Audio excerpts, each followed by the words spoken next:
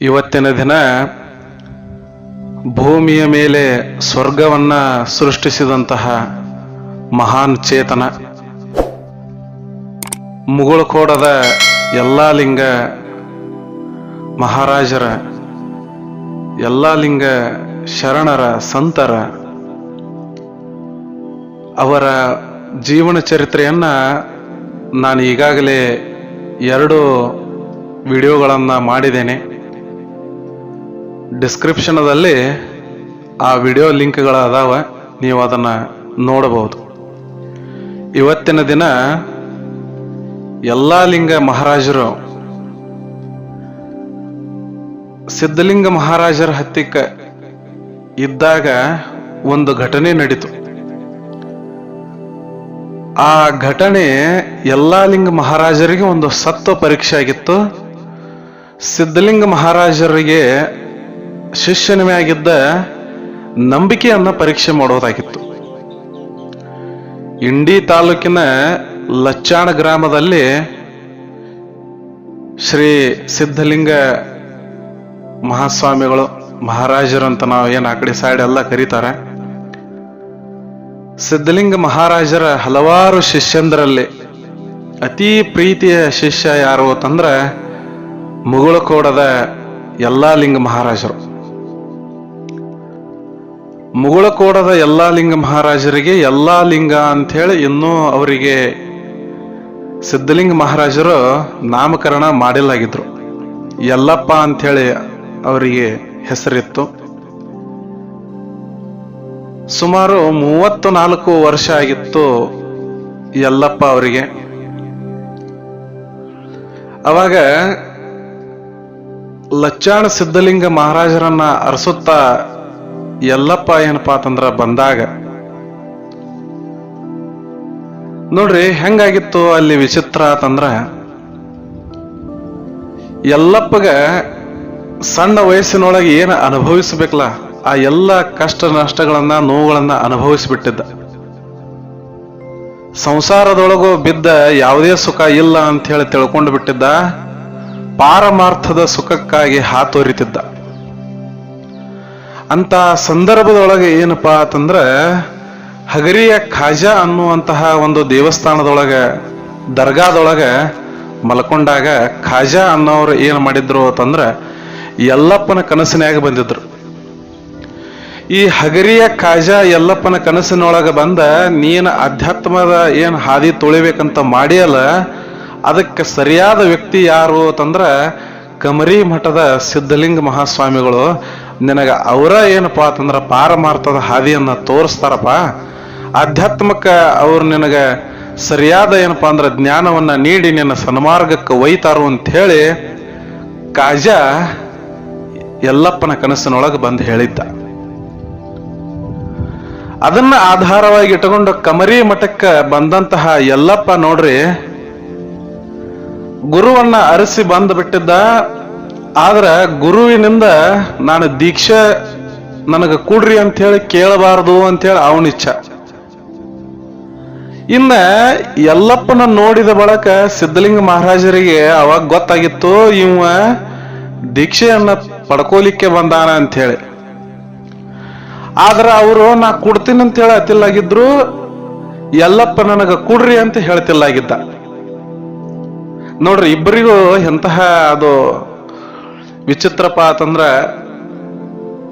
ಹೊಲ ಏನೈತ್ ನೋಡ್ರಿ, ಇದು ಹೊಲ ಎಂದು ನಾನು ಬಿತ್ತುರಿ ಅಂತ ಹೇಳಿ ಎಂದೂ ಬಾಯಿ ಬಿಟ್ಟು ಹೇಳೋದಿಲ್ಲ. ಬೆಳೆ ಬೆಳೆರಿ ಅಂತ ಹೇಳಿ ಎಂದೂ ಬಾಯಿ ಬಿಟ್ಟು ಹೇಳೋದಿಲ್ಲ.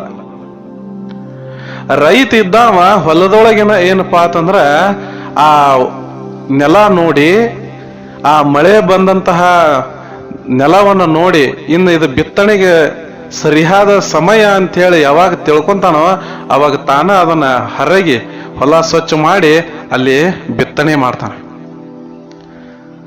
ಹಂಗ ಯಲ್ಲಪ್ಪ ಏನ್ ತಿಳ್ಕೊಂಡ್ಬಿಟ್ಟಿದ್ದ, ನಾನು ಸೇವೆಯನ್ನ ಮಾಡೋದು ಮಾಡ್ತೀನಿ, ನನ್ನ ನೋಡಿ ಗುರು ಯಾವಾಗ ನನ್ನಲ್ಲಿ ಬೀಜ ಬಿತ್ತಬೇಕಂತ ಹೇಳಿ ಅವಂಗ ತಿಳುವಳಿಕೆ ಬರತ್ಲೆ ಅವಾಗ ಗುರು ಬಿತ್ತಲಿ ಅಂತ ಹೇಳಿ ಯಲ್ಲಪ್ಪ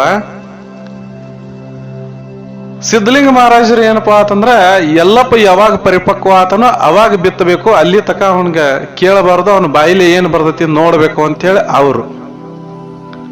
ಇವ್ರಿಬ್ಬರ ನಡವಳಿಕೆ ಏನಪ್ಪಾ ಅಂತಂದ್ರ ಎಷ್ಟ ಅನ್ಯೂನ್ಯತೆ ಭಾವ ಬೆಳೆದಿತ್ತು ಅಂತಂದ್ರ,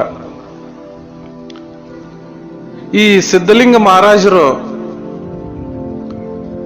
ಒಂದು ಸಲ ಏನ್ ಮಾಡಿಬಿಟ್ರು ಅಂತಂದ್ರ, ಸುಮಾರು 5-6 ವರ್ಷಗಳ ಕಳೆದು ಹೋಗಿತ್ತು. ಯಲ್ಲಪ್ಪ ಬಂದ ಕಮರಿ ಮಠಕ್ಕೆ ಬಂದ 5-6 ವರ್ಷ ಆಗಿತ್ತು. ಯಾವುದೇ ಏನಪ್ಪಾ ಅಂತಂದ್ರ ಫಲಾಪೇಕ್ಷೆಗಳನ್ನ ಬಯಸ್ತಿಲ್ಲಾಗಿದ್ದ ಯಲ್ಲಪ್ಪ, ಆದ್ರೆ ದಿನನಿತ್ಯ ಕಾಯಕವನ್ನ ಬಿಡ್ತಿಲ್ಲಾಗಿದ್ದ. ದಿನಾಲೂ ತನ್ನ ಕಾಯಕವನ್ನ ಶುರು ಮಾಡವ, ಮಠದ ಕಸ ಹುಡುಗವ, ದನಕರಗಳ ಏನಪ್ಪಾ ಅಂತಂದ್ರ ಸಗಣಿ ಬೆಳೆಯವ, ಅವುಗಳ ಮೈ ತೊಳೆಯವ, ಅದಕ್ಕೆ ಮೇವು ಮಾಡವ, ಮಠದೊಳಗೆ ಯಾರು ಬರ್ತಾರ ಅವ್ರಿಗೆಲ್ಲ ಏನಪ್ಪಾ ಅಂತಂದ್ರ ಉಪಚಾರ ಮಾಡವ, ಅಡಿಗೆ ಕಡೆ ಲಕ್ಷ್ಯ ಇಡವ, ಅಡಿಗೆ ಮಾಡಿ ಏನಪ್ಪಾ ಅಂತಂದ್ರ ಬಡಿಸುವಂತ ಕಾರ್ಯನೂ ಮಾಡವ. ಪ್ರತಿಯೊಂದು ಕೆಲಸವನ್ನ ಯಲ್ಲಪ್ಪ ಚಾಚೂ ತಪ್ಪದೆ ಮಾಡವ. ಆದ್ರೆ ನಾ ಎದಕ್ಕೆ ಬಂದನೆ ಅನ್ನುವಂಥದ್ದನ್ನ ಬಾಯ್ಬಿಟ್ಟು ಹೇಳ್ತಿಲ್ಲಾಗಿದ್ದ. ಇನ್ನು ಇದನ್ನೆಲ್ಲ ನೋಡ್ಕೊಂತ ಸಿದ್ಧಲಿಂಗ ಮಹಾರಾಜರು ನೋಡ್ರಿ ಸುಮಾರು 5-6 ವರ್ಷಗಳ ಕಳೆದು ಹೋಗಿತ್ತು. ಹೀಗಿರುವಾಗ ಆ ಇಂಡಿ ತಾಲೂಕಿನ ಹತ್ತಿರ ಇರುವಂತಹ ಲಚ್ಚಣ ಗ್ರಾಮ ನೋಡ್ರಿ, ಅಲ್ಲಿದಿಂದ ಇಂಡಿದಿಂದ ಕೇವಲ ಒಂದು 5-6 ಕಿಲೋಮೀಟರ್ ಅಷ್ಟು ದೂರದೊಳಗ ಐತದು. ಅವಾಗ ಇಂಡಿ ತಾಲೂಕಿನೊಳಗ ಬಹಳಷ್ಟು ದೊಡ್ಡ ಕ್ಷಾಮ ಬಂದ್ಬಿಡ್ತು, ಬರಗಾಲ ಬಂದ್ಬಿಡ್ತು. ಎಷ್ಟು ದೊಡ್ಡ ಬರಗಾಲಪ್ಪ ಅಂತಂದ್ರ ಅದು ಕುಡಿಲಿಕ್ಕೆ ನೀರು ಸಹ ಸಿಗಲಿಲ್ಲ, ಅಂತ ದೊಡ್ಡ ಬರಗಾಲ ಬಂದ್ಬಿಡ್ತು. ಇಡೀ ಆ ಇಂಡಿ ತಾಲೂಕಿನ ಸುತ್ತಮುತ್ತಲ ಎಲ್ಲ ಪ್ರದೇಶ ಬರಗಾಲಕ್ಕೆ ಒಳಪಟ್ಟಿತು. ಹೀಗಿರುವಾಗ ಲಚ್ಚಾಣದೊಳಗೆ ಏನಪ್ಪಾ ಅಂತಂದ್ರೆ ಸಿದ್ಧಲಿಂಗ ಮಹಾರಾಜರು ಏನು ವಿಚಾರ ಮಾಡ್ರು, ತಮ್ಮ ಎಲ್ಲ ಶಿಷ್ಯಂದ್ರಿಗೆ ಹೇಳ್ರು, ಅಲ್ರಿಪಾ ಮತ್ತ ಕುಡ್ಯಾಕ ನೀರಿನ ಸಮಸ್ಯೆ ಬೇರೆ ಆಗೈತಿ, ಇನ್ ಹೆಂಗ್ ಮಾಡೋದು? ದನಗ ಕರುಗಳಿಗೆ ಏನಪ್ಪಾ ಅಂತಂದ್ರ ನೀರಿಲ್ಲ, ಮೇವಿಲ್ಲ, ಅವಕ್ಕೂ ಕುಡ್ಯಾಕ ನೀರಿಲ್ಲ, ಇನ್ನು ಸ್ವಲ್ಪ ದಿವ್ಸ ಆತಂದ್ರ ನಮಗೂ ನೀರು ಸಿಗಂಗಿಲ್ಲ. ಅದಕ್ಕೆ ಇನ್ನೇನು ಮಾಡೋಣ, ನಾವೊಂದು ಜಾಗ ತೋರಿಸ್ತನೋ, ಅಲ್ಲಿ ನೀವೆಲ್ಲರೂ ಸೇರಿ ಏನ್ ಮಾಡಿಬಿಡ್ರಿ, ಒಂದು ಬಾವಿ ತೆಗೆದು ಬಿಡ್ರಿ ಅಂತ ಹೇಳಿ ಸಿದ್ಧಲಿಂಗ ಮಹಾರಾಜರು ಶಿಷ್ಯಂದ್ರಿಗೆಲ್ಲ ಹೇಳಿಬಿಟ್ರು. ಆಯ್ತು, ಗುರುವಿನ ಆಜ್ಞೆ ಆಯ್ತು ಅಂತ ಹೇಳಿ ಎಲ್ಲ ಶಿಷ್ಯ ವರ್ಗ ಎಲ್ಲ ಸೇರಿ ಗುರುಗಳು ತೋರಿಸಿದ ಜಾಗದೊಳಗೆ ಬಾವಿಯನ್ನ ಕಡಿಬೇಕು ಅಂತ ಹೇಳಿ ಪ್ರಯತ್ನ ಪಟ್ರು. ಬಾವಿ ಕಡಿಬೇಕಂತ ಹೇಳಿ ಎಲ್ಲರೂ ಏನಪ್ಪಾ ಅಂತಂದ್ರ ಮುಂಜಾನೆ ಬೇಗ ಸ್ನಾನ ಪೂಜಾ ಕೈಂಕರ್ಯಗಳನ್ನೆಲ್ಲ ಮುಗಿಸ್ಕೊಂಡು ಗುರುವಿನಿಗೆ ಏನಪ್ಪಾ ಅಂತಂದ್ರ ನಮಸ್ಕರಿಸಿ, ಆಯ್ತು ನಾವೇನು ಕೆಲ್ಸಕ್ಕೆ ಹೋಗ್ತೀವ್ರಿ ಅಂತ ಹೇಳಿ ಎಲ್ಲರೂ ಕೆಲಸಕ್ಕೆ ಹೋದ್ರು. ಆ ಸಂದರ್ಭದೊಳಗ ಯಲ್ಲಪ್ಪಗೆ ನೋಡ್ರಿ, ಅದನ್ನ ಯಲ್ಲಪ್ಪ ಏನ್ ತಿಳ್ಕೊಂಡ್ಬಿಟ್ಟಿದ್ದ ಅಂದ್ರ ಗುರು ನನ್ನ ಮ್ಯಾಗ ಹೊಯ್ಸಿರುವಂತ ಬಹಳ ದೊಡ್ಡ ಜವಾಬ್ದಾರಿ ಅಂತ ಹೇಳಿ ತಿಳ್ಕೊಂಡ್ಬಿಟ್ಟಿದ್ದ. ಅವಾಗ ಶಿಷ್ಯಂದ್ರೆಲ್ಲರೂ ಏನಪ್ಪಾ ಅಂತಂದ್ರ ಸೇರಿ ಜೊತೆಗೆ ಯಲ್ಲಪ್ಪನು ಕೂಡ ಗುರು ತೋರಿಸಿದ ಜಾಗದೊಳಗೆ ದಿನಾಲು ಬಾವಿ ಕಡಿಲಾಕ ಚಾಲು ಮಾಡಿಬಿಟ್ರು. ಕಡಿಯುವುದು ಅಂತಂದ್ರ ಬಾವಿ ತೋಡುವುದು ಅಂದಂಗ ದಿವ್ಸ ಬಾವಿ ಕಡಿಲಾಕ ಚಾಲು ಮಾಡ್ರು. ದಿನ ಕಳೆದಂತೆ ತಿಂಗಳಾಯ್ತು, 2 ತಿಂಗಳಾಗ್ತಾ ಬಂತು, ಬಹಳ ದೊಡ್ಡ ಬಾವಿ ಆಯ್ತು. ಆದ್ರೂ ಆ ಬಾವಿಯೊಳಗ ನೀರು ಸಿಗುವಂತಹ ಯಾವುದೇ ಲಕ್ಷಣಗಳ ನೋಡ್ರಿ ಅಲ್ಲಿ ಕಂಡು ಬರಲಿಲ್ಲ. ಹೀಗಿರುವಾಗ ದಿನಾಲು ಬಂದು ಸಿದ್ಧಲಿಂಗ ಮಹಾರಾಜರು ಎಲ್ಲಾ ಕೆಲಸ ಮಾಡಕತ್ತೀರಿ ಏನ್ರಪ್ಪ ಅಂತ ಹೇಳಿ ನೋಡೋರು ಹೋಗೋರು, ಈ ತರ ಮಾಡೋರು. ಬಾವಿ ಬಹಳ ದೊಡ್ಡದಾಯ್ತು. ಅವಾಗ ಇನ್ನ ನೀರಿನ ಲಕ್ಷಣಗಳ ಕಾಣಿಸ್ಲಿಲ್ಲ. ಅವಾಗ ಕೆಲವೊಂದಿಷ್ಟು ಶಿಷ್ಯಂದ್ರ ಬಂದು ಸಿದ್ಧಲಿಂಗ ಮಹಾರಾಜರಿಗೆ ಅಂದ್ರು, ಅಪ್ಪಾರ ಯಾಕೋ ಇಲ್ಲಿ ಇಷ್ಟು ದೊಡ್ಡ ಬಾವಿ ಆದ್ರೂ ಯಾವುದೇ ರೀತಿ ನೀರಿನ ಲಕ್ಷಣಗಳ ಕಾಣಿಸವಲ್ಲು ರೀ, ಮತ್ತೆ ಹೆಂಗ ಮಾಡೋದ್ರಿ ಅಂತ ಹೇಳಿ. ಈ ಎಲ್ಲಾ ಶಿಷ್ಯಂದ್ರು ಬಂದು ಸಿದ್ಧಲಿಂಗ ಮಹಾರಾಜರಿಗೆ ಅನ್ನೋ ಸಂದರ್ಭದೊಳಗೆ ಯಲ್ಲಪ್ಪ ಮಾತ್ರ ಬರ್ತಿಲ್ಲಾಗಿದ್ದ. ಅವ ಅಲ್ಲೇ ಬಾವಿಯನ್ನ ತೆಗೆಯುವಂತ ಕೆಲಸದೊಳಗ ತೊಡಗುತ್ತಿದ್ದ. ನೋಡ್ರಿ, ಯಲ್ಲಪ್ಪ ಬಾವಿ ಕಡಿಯೋದ್ರ ಜೊತೆ ಆ ಎಲ್ಲ ಬಾವಿಯೊಳಗಿನ ಕಲ್ಲು ಮಣ್ಣುಗಳನ್ನ ಮಂದಿಗೆ ಶಿಷ್ಯಂದ್ರಿಗೆ ಹೊರಸೋದು ಅಷ್ಟೇ ಅಲ್ಲದ ತಾನೂ ಹೊತ್ಕೊಂಡು ಹೋಗಿ ಮ್ಯಾಗ ಚೆಲ್ತಿದ್ದ. ಬಹಳ ಅಂದ್ರ ಬಹಳ ತ್ರಾಸ ತಗೊಂಡು ಮಾಡ್ತಿದ್ದ. ಆದ್ರ ಆ ತ್ರಾಸ ಏನ್ ಐತ್ಲ ಅದನ್ನ ಎಲ್ಲೂ ವ್ಯಕ್ತಪಡಿಸ್ತಿಲ್ಲಾಗಿದ್ದ. ಗುರುವಿನ ಏನಪ್ಪಾ ಅಂತಂದ್ರ ಧ್ಯಾನದೊಳಗ ಮಗ್ನಾಗಿ ಆ ಕೆಲಸವನ್ನ ಮಾಡ್ತಿದ್ದ. ಹಿಂಗಿದ್ದಾಗ ಏನಾಯ್ತು, ಸಿದ್ಧಲಿಂಗ ಮಹಾರಾಜರು ಎಲ್ಲಾ ಲಿಂಗನ್ನ ಕರೆದ್ರು. ಅವಾಗ ಎಲ್ಲಾ ಲಿಂಗ ಅಂತಿಲಾಗಿದ್ರು, ಯಲ್ಲಪ್ಪ ಇತ್ತ ಅವ್ರಿಗಿನ್ನ ಹೆಸರ. ಅವಾಗ ಯಲ್ಲಪ್ಪನ ಕರೆದ, ಬಾಪ ಯಲ್ಲಪ್ಪ ಎಲ್ಲಿ ಅಂತ ಹೇಳತ್ತಂದ್ರು. ಯಾಕ್ರಿ ಅಪ್ಪಾರ, ಏನ ಎದಕ್ ಕರ್ಸ್ಯಾರಿ? ಅಲ್ಲೋ ಮತ್ತ ಎಲ್ಲಾ ಶಿಷ್ಯಂದ್ರು ಹಿಂಗ ಅನ್ನಕತ್ತಾರ, ನೀರಿನ ಲಕ್ಷಣ ಅಲ್ಲಿ ಕಾಣಿಸೋದಿಲ್ಲ ಅನ್ನಕತ್ತಾರ, ಮತ್ತೆ ಹೆಂಗ ಮಾಡೋದಪ್ಪ, ಬಾವಿ ತೆಗಿಯೋನು ಏನು ಬ್ಯಾಡೋ ಅಂತ ಹೇಳಿ. ಇಲ್ರಿ ಅಪ್ಪಾರ, ಬಾವಿ ತೆಗೆದ ಬಿಡೋಣ್ರಿ ಅಂತೇಳಿ ಯಲ್ಲಪ್ಪ ಬಹಳ ದಿಟ್ಟ ಉತ್ತರವನ್ನು ಕೊಟ್ಟ. ಆಗ್ಲಿಪ್ಪ ಅಂತ ಹೇಳಿ ಅವರು ಆಶೀರ್ವಾದ ಮಾಡ್ರು. ಸಿದ್ಧಲಿಂಗ ಮಹಾರಾಜರು ಹೋಗಿಬಿಟ್ರು. ಅವಾಗ ಇನ್ನುಳಿದ ಶಿಷ್ಯಂದ್ರಿಗೆ ಏನಾಯ್ತು, ಇವೇನಿವ ಮತ್ತ ತೆಗಿತನ ಅನ್ನಕತ್ತಾನ ಅಂತೇಳಿ ಕೆಲವೊಂದು ಶಿಷ್ಯಂದ್ರನೊಳಗ ವೈಮನಸ್ಸು ಚಾಲು ಆಗಿಬಿಡ್ತು.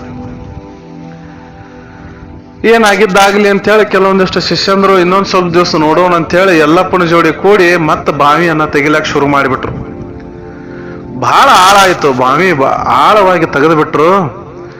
ತೆಗ್ಕೊಂತ ಹೋದಾಗ ಏನಪ್ಪಾ ಅಂತಂದ್ರ ಒಂದು ದೊಡ್ಡದಾದಂತಹ ಬಂಡೆಗಲ್ಲಿನ ಹಾಸು ಅಲ್ಲಿ ಸಿಕ್ಕಿಬಿಡ್ತಾವ್ರಿ. ದೊಡ್ಡ ಬಂಡೆಗಲ್ಲಿನ ಹಾಸು ಅಂದ್ರ ಆ ಇಡೀ ಬಾವಿ ತುಂಬಾ ಎಲ್ಲ ಕಲ್ಲು ಹರಡಿಕೊಂಡು ಬಿಟ್ಟಿತ್ತು. ದೊಡ್ಡದಂತ ಬಂಡೆಗಲ್ಲಿತ್ತು. ಅವಾಗ ಯಲ್ಲಪ್ಪನ ಹೊರತಾಗಿ ಉಳಿದಂತ ಎಲ್ಲ ಶಿಷ್ಯಂದ್ರು ಮತ್ತೆ ಗುರುವನ ಹತ್ರ ಬಂದ್ರು.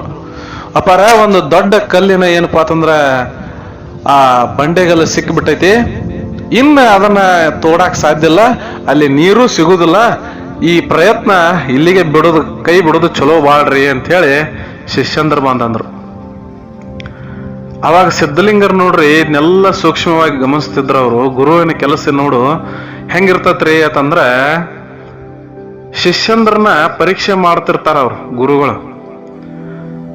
ಯಾವ ಶಿಷ್ಯ ಹೆಂಗಿರ್ತಾನ, ಯಾವ ಇಟ್ಟಂಗಿ ಎಟ್ಟ ಸುಟ್ಟೈತಿ ಅನ್ನೋದನ್ನ ಪರೀಕ್ಷೆ ಮಾಡ್ಬೇಕಾಗಿರ್ತೈತಿ ಗುರುವಿಂದ. ಅವಾಗ ಗುರು ಬಂದು ಏನ್ ಮಾಡ್ತಾನಪ್ಪ ಅಂತಂದ್ರ ಯಲ್ಲಪ್ಪನ ಹತ್ತಿಕ್ ಬಂದ, ಯಲ್ಲಪ್ಪ ಮತ್ತ ಎಲ್ಲಾ ಶಿಷ್ಯಂದ್ರ ಹಿಂಗ ಅನ್ನಕತ್ತಾರತ, ಕಲ್ಲು ಸಿಕ್ಕೈತ ಹೌದಾನೋ ಅಂತ ಹೇಳಿ. ಹೌದ್ರಿ ಅಪ್ಪಾರ, ಸಿಕ್ಕೈತಿ ಕಲ್ಲ. ಮತ್ತ ನೀರಿನ ಲಕ್ಷಣ ಏನಾದ್ರು ಕಾಣಿಸ್ತಾವನ? ಇನ್ನೂ ಏನೋ ಕಾಣಿಸಿಲ್ರಿ ಅಪ್ಪಾರ. ಮತ್ತ ಹಂಗಾತಂದ್ರ ಬಿಟ್ಟು ಬಿಡಾಕ್ರು, ಯಾಕಾರ ತೆಗಿತೀರಿ ಅಂತ ಹೇಳಿ ಸಿದ್ಧಲಿಂಗ ಮಹಾರಾಜರಂದ್ರು. ಬ್ಯಾಡ್ರಿ ಅಪ್ಪಾರ, ಬಿಟ್ಟು ಬಿಡೋದು ಬ್ಯಾಡ ಅಂದ ಯಲ್ಲಪ್ಪ. ಯಾಕೋ ಯಲ್ಲಪ್ಪ, ಕಲ್ಲ ಸಿಕ್ಕೈತಿ, ಇನ್ನೇನ್ ಹಡ್ತೀವೋ ಅಲ್ಲಿ ಆಗುದಿಲ್ಲ, ಬಿಟ್ಟು ಬಿಡೋ ಅಂತ ಹೇಳಂದಾಗ, ಅಪ್ಪ ನಾವೆಲ್ಲ ಬಿಟ್ಟಿವಂದ್ರ ಅದು ನಿಮಗ್ ಕೆಟ್ಟ ಹೆಸರು ಬರ್ತೈತ್ರಿ ಅಪ್ಪಾರ ಅಂದ ಯಲ್ಲಪ್ಪ. ಯಾಕೋ, ನನಗ್ಯಾಕೆ ಕೆಟ್ಟ ಹೆಸರು ಬರ್ತೈತಿ? ಇಲ್ರಿ ಅಪ್ಪಾರ, ಮತ್ತ ನೀವು ತೋರಿಸಿದ ಜಾಗದಾಗ ನೀರು ಬರ್ಲಿಲ್ಲ ಅಂತೇಳಿ ಎಲ್ಲ ಶಿಷ್ಯಂದ್ರ ಆಡ್ಕೊಲಕತ್ತಾರ. ಇವ್ರನ್ನ ಕೇಳಿ ಮತ್ತ ನಾಳೆ ಊರಾಗಿನ ಜನನು ಬಂದ ಗುರು ತೋರಿಸಿದ ಜಾಗದೊಳಗೆ ನೀರು ಬರುದಿಲ್ಲ ಅಂತೇಳಿ ನಿಮ್ಮ ಬಗ್ಗೆ ಅಪಹಾಸ್ಯ ಮಾಡ್ಕೊಂಡ ನಗತಾರ್ರಿ, ನಿಮಗ ಕೆಟ್ಟ ಹೆಸರು ತರ್ತಾರ್ರಿ. ಅದಕ್ಕ ನಾ ಏನ್ ಹಂಗ ಮಾಡುದಿಲ್ರಿ, ನಾನ ಹಡ್ಡಾಮರಿ ಅಂತ ಅಂದವ. ನೋಡ್ರಿ ಎಂತ ಶಿಷ್ಯ ನೋಡ್ರಿ. ಆಕ್ಚುಲಿ ಶಿಷ್ಯ ಬಂದಿದ್ದು ಯಾವ್ದಕ್ಕಾಗಿ? ಜ್ಞಾನವನ್ನ ಪಡ್ಕೊಲಕ್ ಬಂದಾನ. ಆ ದಿವ್ಯ ಚೇತನದಿಂದ ಏನಪ್ಪಾ ಅಂತಂದ್ರ ಸಂಪೂರ್ಣ ಜ್ಞಾನವನ್ನು ಪಡ್ಕೊಂಡು ಅವನು ಏನಪ್ಪಾ ಅಂತಂದ್ರ ಸತ್ಪುರುಷ ಆಗಬೇಕು ಅಂತ ಹೇಳಿ ದಿವ್ಯ ಜ್ಞಾನ ಪಡ್ಕೊಲಿಕ್ ಬಂದವ ಯಲ್ಲಪ್ಪ. ಆದ್ರ ಕಾಯಕವನ್ನ ಎಂದೂ ಬಿಟ್ಟಿಲ್ಲಾಗಿದ್ದ. ಕಾಯಕವೇ ಕೈಲಾಸ ಅಂತ ಹೇಳಿ ಬಸವಣ್ಣನವರ ಸಾರಿ ಹೋಗಿದ್ರು. ಆ ಮಹಾವಾಕ್ಯ ಅವನ ತಲೆಯೊಳಗೆ ಏನಪ್ಪಾ ಅಂತಂದ್ರ ಅದು ಜಿಂಕರಿಸ್ತಿತ್ತು. ಅಂತ ಕಾಯಕವನ್ನ ನೆಚ್ಚಿ ನಡೆದವ ಯಾರಪ್ಪ ಅಂತಂದ್ರ ಯಲ್ಲಪ್ಪ. ಯಲ್ಲಪ್ಪ ನೋಡ್ರಿ, ಯಾ ಶಿಷ್ಯಂದ್ರ ಬ್ಯಾಡ, ನಾ ಒಬ್ಬ ತೆಗಿತೇನ್ರಿ ಗುರುಗಳಂದ್ರ ಅಂದ ಯಲ್ಲಪ್ಪ. ಅವಾಗ ನೋಡಪ್ಪ, ಒಬ್ಬ ಹೆಂಗ ತೆಗಿತೀವೋ ಅದು ಆಗುದಿಲ್ಲೋ ಯಲ್ಲಪ್ಪ, ಬ್ಯಾಡ ಅಂತ ಹೇಳಿ ಗುರುಗಳು ಅವಂಗ ಹೇಳವ್ರು. ಗುರುವಿಗೆ ಗೊತ್ತದ, ಏನು ಗೊತ್ತದಪ್ಪ ಅಂತಂದ್ರ ಅಲ್ಲಿ ನೀರ್ ಬರ್ತೈತಿ ಅಂತ ಹೇಳಿ ಗೊತ್ತೈತಿ. ಸಿದ್ಧಲಿಂಗ ಮಹಾರಾಜರಿಗೆ ಅದು ಗೊತ್ತೈತಿ, ಇದು ಯಲ್ಲಪ್ಪನಿಂದನ ಆಗತೈತಿ ಅನ್ನೋದು ಗೊತ್ತೈತಿ. ಆದ್ರ ಮ್ಯಾಗ ಏನನ್ನವ್ರು ನೋಡ್ರಿ, ಬ್ಯಾಡ್ ಬಿಡ ಅಂತ ಹೇಳಿ ಅಂತಿದ್ರು. ಯಾಕಂದ್ರ ಆ ಶಿಷ್ಯನನ್ನ ಪರೀಕ್ಷೆ ಮಾಡಬೇಕಾಗಿತ್ತು. ಎಲ್ಲಾ ಶಿಷ್ಯಂದ್ರು ಏನಪ್ಪಾ ಅಂದ್ರ ಯಲ್ಲಪ್ಪನ ಮ್ಯಾಗ ಸಿಟ್ಟು ಮಾಡ್ಕೊಂಡ್ರು, ಇವ್ ಎಂತ ಏನದನು ಮನುಷ್ಯ ಬಾದದನ ಅಂತೇಳಿ ಯಲ್ಲಪ್ಪ ಮ್ಯಾಗ ಸಿಟ್ಟು ಮಾಡ್ಕೊಂಡ್ರು. ಸ್ವಲ್ಪ ಜನ ಸಿದ್ಧಲಿಂಗ ಮಹಾರಾಜರ ಮ್ಯಾಗೂ ಸಿಟ್ಟು ಮಾಡ್ಕೊಂಡ್ರು. ಮಹಾರಾಜರು ಏನಪ್ಪಾ ಅಂದ್ರ ಹಂಗ ತೆಗಿಯತ್ತಾರ, ಅವ್ರಿಗೂ ಬುದ್ಧಿಲ್ಲ, ಈ ಯಲ್ಲಪ್ಪಗೂ ಬುದ್ಧಿಲ್ಲ ಅಂತ ಹೇಳಿ ಹಿಂದ ಶಿಷ್ಯಂದ್ರ ಮಾತಾಡ್ತಿದ್ರು. ಆದ್ರ ಯಲ್ಲಪ್ಪ ನೋಡ್ರಿ, ಮುಂಜಾನೆ 8ಕ್ಕೆ ಹೋದಂದ್ರ ಸಂಜೆ 5 ತಕ ಏನಪ್ಪಾ ಅಂದ್ರ ಒಬ್ಬ ದುಡಿಯವ ಊಟದ ಹಂಗ ಏನಪ್ಪಾ ಅಂತಂದ್ರ ವಿಚಾರ ಮಾಡ್ತಿಲ್ಲಾಗಿದ್ದ, ನೀರು ಕುಡಿಬೇಕಂತ ಹೇಳಿ ವಿಚಾರ ಮಾಡ್ತಿಲ್ಲಾಗಿದ್ದ. ಯಾವಾಗಲೂ ಏನಪ್ಪಾ ಅಂತಂದ್ರ ಆ ಕಾಯಕದೊಳಗ ತೊಡಗಿ ಬಿಡ್ತಿದ್ದ. ಗುರು ನಾಮಸ್ಮರಣೆಯನ್ನ ಯಾವಾಗಲೂ ಏನಪ್ಪಾ ಅಂತಂದ್ರ ನೆನೆಸ್ತಿದ್ದ. ಅಲ್ಲಿ ಏನಪ್ಪಾ ಅಂತಂದ್ರ ಗುದ್ದಲಿ ಸನಿಕೆ ತೊಂದು ಹಡ್ಡುತ್ತಿದ್ದ. ಬಂಡೆಗಲ್ಲನ್ನ ಹೊಡಿದ ಏನು ಸುಮ್ಮನೆ ಕೆಲಸ ಐತನ್ರಿ. ಬಂಡೆಗಲ್ಲನ್ನ ಹೊಡಿತಾ ಹೊಡಿತಾ ಹೊಡಿತಾ ಏನಪ್ಪಾ ಅಂತಂದ್ರ ಒಂದು ದಿವಸ ರಾತ್ರಿ ಬಂದು ಮಲ್ಕೊಂಡು ಬಿಟ್ಟ ಏನಪ್ಪಾ ಅಂತಂದ್ರ ಗುರುವಿನ ನಾಮಸ್ಮರಣೆ ಒಳಗಿದ್ದ. ಮುಂಜಾನೆ ಮತ್ತೆ ಏನಪ್ಪಾ ಅಂದ್ರ ಎದ್ದು ದಗದಕ್ಕೆ ಹೋಗ್ಬೇಕಾಗಿತ್ತು. ಈ ಯಲ್ಲಪ್ಪನ ಮೈಯ ಅದು ಹೆಂಗ ಕೆಲಸ ಮಾಡಿ ಮಾಡಿ ಕೆಬ್ಬಣದ ಏನಪ್ಪಾ ಅಂತಂದ್ರ ರಾಡ್ ಆಗಿಬಿಟ್ಟಿತ್ತು, ಕಬ್ಬಿಣದ ಸಲಾಕಿ ಆಗಿಬಿಟ್ಟಿತ್ತು, ಅಷ್ಟ ಗಟ್ಟಿ ಆಗಿಬಿಟ್ಟಿತ್ತು. ಕೈ ಒಳಗಿನ ಎಲ್ಲ ಚರ್ಮ ಎಲ್ಲ ಏನಪ್ಪಾ ಅಂತಂದ್ರ ಬಿರುಸಾಗಿಬಿಟ್ಟಿತ್ತು. ಕೈ ಮುಟ್ರ ಸಾಕು ಯಾವುದೋ ಕಟ್ಟಿಗೆ ಮುಟ್ಟಿದಂಗ ಆತಿತ್ತು. ಅಷ್ಟು ದುಡಿದು ಬಿಟ್ಟಿದ್ದ ಯಲ್ಲಪ್ಪ. ಅಷ್ಟು ದುಡಿದ್ರು ನನ್ನ ಮೈ ನೂಸ್ತೈತಿ, ನನ್ನ ಕೈಕಾಲುಗಳ ನೂಸ್ತಾವ, ನಾ ನಿತ್ರಾಣ ಆಗೇನೆ ಅಂತ ಹೇಳಿ ಒಂದು ದಿವಸನೂ ಬಾಯಿ ಬಿಟ್ಟ ಏನಪ್ಪಾ ಅಂತಂದ್ರ ಗುರುವಿನ ಮುಂದೆ ಅನ್ಲಿಲ್ಲ, ಉಳಿದ ಶಿಷ್ಯಂದ್ರ ಮುಂದೂ ಮಾತಾಡ್ಲಿಲ್ಲ. ನನ್ನ ದೇಹದೊಳಗ ಎಲ್ಲಿವರೆಗೆ ಏನಪ್ಪಾ ಅಂತಂದ್ರ ಆ ನನ್ನ ಪ್ರಾಣ ಐತೋ ಆ ಪ್ರಾಣ ಪಕ್ಷಿ ಹಾರಿ ಹೋಗುವವರೆಗೂ ನಾನು ದುಡಿತೀನಿ ಅಂತ ಹೇಳಿ ಶಪಥ ಮಾಡಿದ್ದ ಯಲ್ಲಪ್ಪ. ಆವಾಗ ಮರುದಿವ್ಸ ಏನಪ್ಪಾ ಅಂತಂದ್ರ ಹೋಗಿ ಒಂದು ಸುರಂಗವನ್ನ ಇಡಬೇಕು, ಬಂಡೆಗಲ್ಲುಗಳನ್ನ ಸೀಳಬೇಕು ಅಂತ ಹೇಳಿ ವಿಚಾರ ಮಾಡಿ ಯಲ್ಲಪ್ಪ ಏನಪ್ಪಾ ಅಂತಂದ್ರ ಒಂದು ಸುರಂಗವನ್ನ ಏನಪ್ಪಾ ಅಂತಂದ್ರ ಇಟ್ಟ. ಸುರಂಗ ಹಾರಿಸಿ ಏನಪ್ಪಾ ಅಂದ್ರ ಬಂಡೆಗಲ್ಲನ್ನ ಏನಪ್ಪಾ ಅಂತಂದ್ರ ಹೊಡಿಬೇಕಾಗಿತ್ತು. ಸುರಂಗ ಇಟ್ಟ ಅದನ್ನ ದೂರ ಸರದ ಒಂದು ಢಮ್ ಅಂತ ಹೇಳಿ ಏನೋ ಒಂದು ಸುರಂಗ ಹಾರಿಸಿ ಬಿಟ್ಟ. ನೀರಿನ ಬುಗ್ಗಿ ಏನಪ್ಪಾ ಅಂತಂದ್ರ ಗಂಗಾ ಜಲ ಹೆಂಗ ಹೊರಗೆ ಬಂತು ಅಂತಂದ್ರ ಅದು ಆ ಸಂತೋಷಕ್ಕೆ ಏನಪ್ಪಾ ಅಂತಂದ್ರ ಪಾರವೇ ಇಲ್ಲ. ಅಷ್ಟ ಸಂತೋಷ ಯಲ್ಲಪ್ಪನ ಮುಖದೊಳಗ. ಆ ಗಂಗಾ ತಾಯಿ, ಗಂಗಾ ಮಾತೆ ಆ ಕಲ್ಲು ಬಂಡೆಗಳಿಂದ ಏನಪ್ಪಾ ಅಂತಂದ್ರ ಸೀಳಿ ಹೊರಗೆ ಚಿಮ್ಮುತ್ತಿದ್ದಳು. ಓಡ್ಕೊಂತ ಮಠಕ್ಕೆ ಬಂದ. ಅಪ್ಪ ಅಪ್ಪ ಬಾ ಯಪ್ಪ, ನೀರು ಬಂದಾವ ಯಪ್ಪ, ನೀರು ಬಂದಾವ, ಗಂಗಾ ಮಾತೆ ಬಂದಾಳ, ಎಲ್ಲಾ ಜನರಿಗೆ ನೀರು ಏನಪ್ಪಾ ಅಂತಂದ್ರ ತೋರ್ಸುನು ಬಾ ಯಪ್ಪ ಅಂತ ಹೇಳಿ ಗುರುವಿನ ಕರಿಯಾಕ ಬಂದ ಯಲ್ಲಪ್ಪ. ಗುರುವಿನ ಮುಖದೊಳಗೆ ಎಷ್ಟು ಸಂತೋಷ, ಕಣ್ಣೊಳಗೆ ನೀರು ಸುರಿತಿತ್ತು. ಆದ್ರೆ ಯಾರಿಗೆ ಕಾಣಿಸಲಾರ್ದಂಗ ಗುರು ವರ್ಷಗೋತಿದ್ದ. ಯಾಕಂದ್ರ ಶಿಷ್ಯನ ಪರೀಕ್ಷೆ ಮಾಡಿದ್ರೊಳಗ ಶಿಷ್ಯ ಗೆದ್ದು ಬಿಟ್ಟಿದ್ದ. ಯಲ್ಲಪ್ಪ ಏನಪ್ಪಾ ಅಂತಂದ್ರ ಸಂತೋಷದಿಂದ ಗುರುವನ್ನ ಕರ್ಕೊಂಡು ಹೋಗಿ ಬಾವಿ ಮ್ಯಾಗ ನಿತ್ತ ಇಬ್ರು ಗುರು ಮತ್ತು ಶಿಷ್ಯ ತಳಗ ನೋಡ್ತಾರ. ಗಂಗಾ ಮಾತೆ ಬಾವಿಯಿಂದ ಚಿಮ್ಮಿ ಹೊರಗೆ ಬರ್ಲಾತಾಳ. ಎಷ್ಟು ಚಂದ ಬಾವಿ ತುಂಬೆಲ್ಲ ನೀರು ತುಂಬ್ತಾ ಇದೆ ಅಂತ ಬರಗಾಲದ ಪರಿಸ್ಥಿತಿ ಒಳಗ ನೀರ ಅಲ್ಲಿ ಚಿಮ್ಮಿ ಬಂತು. ನೀರು ಚಿಮ್ಮಿ ಬಂದ ಬಳಕ ಬಹಳ ಸಂತೋಷ ಆಯ್ತು. ಮಠಕ್ಕೆ ಬಂದ್ರು ಇಬ್ರು ಗುರು ಶಿಷ್ಯಂದ್ರು. ಯಲ್ಲಪ್ಪ ಮಲ್ಕೊಂಡಾಗ ಏನಪ್ಪಾ ಅಂತಂದ್ರ ಆ ಹಗರಿಯ ಖಾಜಾ ಏನ್ ಹೇಳಿದ್ದಲ್ಲ, ಹಗರಿಯ ಖಾಜಾನನ್ನ ಏನಪ್ಪಾ ಅಂತಂದ್ರ ನೆನೆಸಲಾಕತ್ತಿದ್ದ ಯಲ್ಲಪ್ಪ. ಹಗರಿಯ ಖಾಜಾನನ್ನ ಯಲ್ಲಪ್ಪ ನೆನೆಸಲಾಕತ್ತಿದ್ದ. ಉಳಿದ ಶಿಷ್ಯಂದ್ರು ಎಲ್ಲ ಏನಪ್ಪಾ ಅಂತಂದ್ರ ಅದನ್ನ ಗಮನಿಸಿರು. ಇವೇನಿವ ನಮ್ಮ ಮಠಕ್ಕೆ ಬಂದ ಹಗರಿ ಖಾಜಾನನ್ನ ನೆನೆಸಲಾಕತ್ತಾನಲ್ಲ, ಅವನ್ಯಾಕೆ ಇಲ್ಲಿ ನೆನ್ಸಾಕತ್ತಾನ, ಇವ್ ಎದರ ಸಲುವಾಗಿ ಬಂದಾನ ಅಂಥೇಳಿ ಶಿಷ್ಯಂದ್ರು ಅದನ್ನೆಲ್ಲ ಏನಪ್ಪಾ ಅಂದ್ರ ಗಮನಿಸಿ ಗುರುವಿನ ಮುಂದೆ ಹೋಗಿ ಏನ್ ಮಾಡಿದ್ರು ಅದನ್ನ ಹೇಳ್ಬಿಟ್ರು. ನೋಡ್ರಿ, ಈ ಚಾಡ ಚುಚ್ಚು ಮಂದಿ ಅಂತ ಏನು ಇರ್ತೈತಿ ನೋಡ್ರಿ, ಚಾಡ ಹೇಳುವಂತಹ ಮಂದಿ ಇದು ಅವಾಗಲೂ ಇತ್ತು, ಈಗಲೂ ಐತಿ, ಮುಂದೂ ಇರ್ತೈತಿ. ಈ ಮಂದಿ ಎಂದೂ ಇದು ಸುಧಾರಣೆ ಆಗುವುದೇ ಎಲ್ಲಿದು. ಅಲ್ಲಿದ ಹೋಗಿ ಇಲ್ಲಿ ಹೇಳೋದು, ಇಲ್ಲಿದ ಹೋಗಿ ಅಲ್ಲಿ ಹೇಳೋದು. ಅವರಿಬ್ರು ಜಗಳ ಆಡ್ಕೋತ್ಕೊಂಡು ಟೈಮ್ದಾಗ ಇವರು ಮೋಜ ನೋಡೋದು. ಇಂಥ ಮಂದಿ ಅವಾಗಲೂ ಇತ್ತು, ಈಗಲೂ ಐತಿ, ಮುಂದೂ ಇರೋದ. ಮತ್ತ ಅಂಥವ್ರು ಇರಬೇಕು ನೋಡ್ರಿ. ಯಾಕಂದ್ರ ಅಂಥವ್ರ ನಮ್ಮನ್ನ ಏನ್ ಮಾಡ್ತಿರ್ತಾರ ಅಂದ್ರ ಮತ್ತಷ್ಟು ಗಟ್ಟಿ ಮಾಡ್ತಿರ್ತಾರ ಸಮಾಜದೊಳಗೆ ಬದುಕಲಾಕ. ಅಂಥವ್ರ ನಮ್ಮ ತಪ್ಪನ್ನ ಎತ್ತಿ ತೋರಿಸಿ ನಮ್ಮ ಸುಧಾರಣೆಗೆ ಅವರ ದಾರಿ ಆಗತಿರ್ತಾರ. ಅಂಥವ್ರಿಗೆ ಏನ್ ಅನ್ನಕ್ ಹೋಗ್ಬೇಡ್ರಿ ನೀವು, ಇನ್ನಷ್ಟು ಹೆಚ್ಚು ಮಾಡ್ರಿ ಅನ್ಬೇಕು ನೀವು ಅವ್ರಿಗೆ. ಅವ್ರು ಹಂಗ ಮಾಡ್ಕೊಂತ ಇರ್ತಾರ. ಹಿಂಗೆ ಶಿಷ್ಯಂದ್ರು ಬಂದು ಗುರುಗಳಿಗೆ ಅಂದ್ಬಿಟ್ರು. ಗುರು ಇದ್ದಾವ ಏನಪ್ಪಾ ಅಂತಂದ್ರ ಗುರುವಿಗೆ ಗೊತ್ತದ ಖಾಜಾನನ್ನ ಯಲ್ಲಪ್ಪ ಯಾಕೆ ನೆನೆಸಲಾತಾನ ಅನ್ನೋದು ಗುರುವಿಗೆ ಗೊತ್ತದ. ಆದ್ರ ಶಿಷ್ಯಂದ್ರಿಗೆ ಯಲ್ಲಪ್ಪನ ಬಾಯಿದಿಂದ ಉತ್ತರ ಬರಬೇಕು ಅಂತ ಹೇಳಿ ಏನಪ್ಪಾ ಅಂತಂದ್ರ ಯಲ್ಲಪ್ಪ ಬಾ ಇಲ್ಲಿ ಅಂತ ಹೇಳಿ ಕರೆದ್ರು. ಯಾಕ್ರಿ ಅಪ್ಪಾರ, ಯಾಕೆ ಕರೆದ್ರಿ? ಅಲ್ಲೋ, ಮತ್ತ ಈ ನಮ್ಮ ಮಠಕ್ಕೆ ಬಂದ ಏನಪ್ಪಾ ಅಂದ್ರ ನೀ ಖಾಜಾನನ್ನ ನೆನೆಸಲಾಕತ್ತಿಯತ್ತಲ್ಲ, ಯಾಕೋ ಮತ್ತೆ ಎದಕ್ ಬಂದಿದಿ ಇಲ್ಲಿ ಅಂತ ಹೇಳಿ. ಇಲ್ಲ ಯಪ್ಪ, ನಾ ಖಾಜಾನನ್ನ ನೆನೆಸೋದು ಅದು ಖರೆ ಐತಿ. ನಾ ಯಾಕೆ ಖಾಜಾನ ನೆನೆಸ್ತನಂದ್ರ ನಾನು ಏನಪ್ಪಾ ಅಂತಂದ್ರ ಪಾರಮಾರ್ಥದ ಹಾದಿ ತುಳಿಬೇಕಾಗಿತ್ತು. ಆ ಖಾಜಾನ ಏನಪ್ಪಾ ಅಂದ್ರ ದರ್ಗಾದಾಗ ಮಕ್ಕೊಂಡಾಗ ನನ್ನ ಕನಸಿನ್ಯಾಗ ಬಂದ ನಿನಗ ಮುಕ್ತಿ ಅನ್ನೋದು ಏನಾದ್ರು ಸಿಗಬೇಕು, ನಿನಗ ಜ್ಞಾನ ಏನಾದ್ರು ಸಿಗಬೇಕು ಅಂತ ಹೇಳಿ ನೀ ಅನ್ಕೊಂಡಿದ್ದಂದ್ರ ನೀ ಕಮರಿ ಮಠಕ್ಕೆ ಹೋಗಿ ಲಚ್ಚಾಣ ಸಿದ್ಧಲಿಂಗರನ್ನ ಕಾಣು ಅಂತ ಹೇಳಿ ಆ ಖಾಜಾ ನನಗೆ ಹೇಳ್ಯಾನ್ರಿ. ಅಂತಹ ಏನಪ್ಪಾ ಅಂತಂದ್ರ ಆ ವ್ಯಕ್ತಿ ಹಂಗೆ ಹೇಳಿದಾಗ ನಾನು ಇಲ್ಲಿ ಬಂದೆ. ನಿಮ್ಮ ಏನಪ್ಪಾ ಅಂತಂದ್ರ ಸಂಗಡ ಇರುವಂತ ಭಾಗ್ಯವನ್ನ ನನಗ ಅವ ಕರುಣಿಸಿಕೊಟ್ಟಾನ. ಆ ಕರುಣಿಸಿಕೊಟ್ಟವನ್ನ ನಾನು ಮರಿಬಾರ್ದು ಅಂತ ಹೇಳಿ ನಾ ಖಾಜಾನ ನೆನೆಸ್ತೇನ್ರಿ ಅಂತ ಹೇಳಂದ. ನೋಡ್ರಿ, ಎಂತಹ ಸಹಾಯವನ್ನ ಏನಪ್ಪಾ ಅಂದ್ರೆ ನೆನೆಸ್ಬೇಕಾಕತ್ರಿ. ನಾವು ನಮಗ ಒಬ್ಬೊಬ್ರು ಸಹಾಯ ಮಾಡಿರ್ತಾರ, ನಾವು ನೆನೆಸ್ಬೇಕಾಕತಿ. ಆದ್ರೆ ಈಗಿನ ಕಲಿಯುಗದೊಳಗೆ ಹೆಂಗೈತಿಪ್ಪ ಅಂತಂದ್ರ ನೀವು ಒಬ್ಬ ವ್ಯಕ್ತಿಗೆ 100 ಸಹಾಯ ಮಾಡ್ರಿ, ಯಾವ್ದಾದ್ರು ಒಂದ್ ಸಹಾಯ ನೀವು ಮಾಡ್ಲಿಲ್ಲ ಅಂದ್ರ 100 ಮಾಡಿದ್ದೆಲ್ಲ ಮರಿತಾನ, ಒಂದ್ ಮಾಡಿಲ್ಲ ಅಂತ ಹೇಳಿ ಊರು ತುಂಬಾ ನನಗೆ ಸಹಾಯ ಮಾಡ್ಲಿ ಅಂತ ಹೇಳ್ಕೊತ ಅಡ್ಡಾಡ್ತಾನ. ಇಂತಹ ಜನ ಈಗೈತ್ರಿ. ಆದ್ರೆ ಎಲ್ಲಪ್ಪ ಅಂತಾವ್ ಇಲ್ಲಾಗಿದ್ರಿ, ಎಲ್ಲಪ್ಪ ಅಂತಾವ್ ಇಲ್ಲಾಗಿದ್ದ. ಎಲ್ಲಪ್ಪ ತನ್ನ ಏನಪ್ಪಾ ಅಂತಂದ್ರ ಇಂಥ ಪ್ರದೇಶಕ್ಕೆ ನಿಮ್ಮಂತ ಗುರುವನ್ನ ಕಾಣ್ಲಕ್ಕ ನನಗ ಖಾಜಾ ಸಹಾಯಕ ಆಗ್ಯಾನ, ಅದಕ್ಕೆ ನಾ ಖಾಜಾನ ಮರೆಯೋದಿಲ್ಲ ಅಂತ ಹೇಳಿ ನೆನೆಸ್ತಿದ್ದ. ಅವಾಗ ಶಿಷ್ಯಂದ್ರಿಗೆ ಅರಿವು ಮೂಡಿತು. ನೋಡ್ರಿ, ನಮ್ಮ ಆ ಎಲ್ಲಪ್ಪನ ನೋಡ್ರಿ, ಸಹಾಯವನ್ನ ಏನಪ್ಪಾ ಅಂತಂದ್ರ ಮಾಡ್ಯಾನ ಅಂತ ಹೇಳಿ ಅವನು ನೆನೆಸ್ತಾನೋ ಅಂತಹ ಏನಪ್ಪಾ ಅಂದ್ರ ಸಹಾಯ ಮಾಡಿದವ್ರ ನಾವು ನೆನೆಸ್ಬೇಕಾಕೈತಿ ಅಂತ ಹೇಳಿ ಈ ಎಲ್ಲಪ್ಪನ ಉದಾಹರಣೆಯನ್ನ ಏನಪ್ಪಾ ಅಂತಂದ್ರ ಶಿಷ್ಯಂದ್ರಿಗೆ ಸಿದ್ಧಲಿಂಗ ಮಹಾರಾಜರು ಮಾಡಿಕೊಟ್ಟಿದ್ರು. ಇಂಥ ಉದಾಹರಣೆಗಳು ನಮ್ಗೆ ಸಾಕಷ್ಟು ಅದಾವ್ರಿ ಭೂಮಿ ಮ್ಯಾಗ. ಆದ್ರೆ ಮನುಷ್ಯ ಅಂತವನ್ನೆಲ್ಲ ತಿಳ್ಕೊಳಂಗಿಲ್ಲ. ನಾವು ಏನ್ ಬೇಕಾದ ಸಹಾಯ ಮಾಡಿರ್ನು ಅದನ್ನ ಏನ್ ಮಾಡ್ತೀವತ್ತಂದ್ರ ಅದನ್ನ ಸಹಾಯವನ್ನ ಏನಪ್ಪಾ ಅಂತಂದ್ರೆ ಎಲ್ಲರ ಮುಂದೆ ಹೇಳಿ ನಾನ ಮಾಡೀನಿ ಅಂತ ಹೇಳ್ಕೊಂತ ಅಡ್ಡಾಡ್ತೀವಿ. ಯಾವ್ದ್ರೆ ಒಂದು ಕೆಲಸ ಯಾರು ನಮಗ್ ಮಾಡ್ಲಿಲ್ಲ ಅಂದ್ರ ಅವ್ ಮಾಡ್ಲಿಲ್ಲ ಅಂತಾನು ಹೇಳ್ಕೊತ ಅಡ್ಡಾಡ್ತೀವಿ.